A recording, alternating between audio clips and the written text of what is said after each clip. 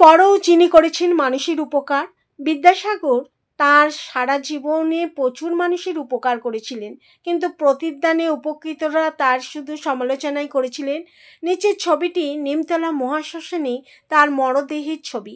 যে ফটোগ্রাফার ছবিটি তুলেছিলেন তিনি তার ফটোগ্রাফি ব্যবসার সূচনায় দিল্লিতে একটি দোকান করেন, কিন্তু ব্যবসায় প্রভূত লোকসান হওয়ার নিতান্ত বাধ্য হয়ে কলকাতায় ফিরে এসে যখন আবার নতুন করে ব্যবসা শুরু করেছেন, সে সময় ওনার ডাক পড়ে নিচের ফটোটি তোলবার জন্য।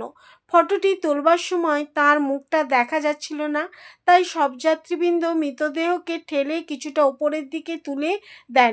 ফটোটি কার জানেন? আমার আপনার প্রাণের প্রিয় ঈশ্বরচন্দ্র বিদ্যাসাগরের।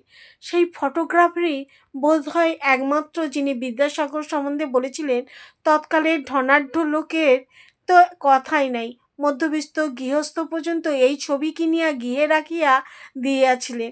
দিল্লিতে থাকিয়া যে লোক দিয়াছিলাম, কলিকাতা আসিয়া বিদ্যাসাগর মহাশয়ের কৃপায় তার চতুর্গুণ লাভ করিয়াছি।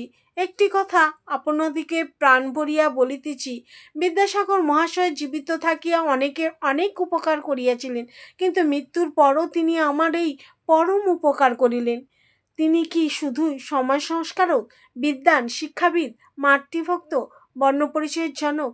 না, তিনি এসবের ঊর্ধ্বে আরও বিরাট মাপের এক মানুষ, যাকে স্বয়ং রামকৃষ্ণ দয়ার সাগর রূপে বর্ণনা করেছিলেন। আসুন, আধুনিক ভারতের শিক্ষা ব্যবস্থাকে যিনি শক্ত ভিতের উপর দাঁড় করিয়েছিলেন, সেই বিদ্যাসাগরকে অত্যন্ত কিছুটা সম্মান জানিয়ে তার প্রতি আমাদের ঋণ কিছুমাত্র হলেও শোধ করি। সংগৃহীত।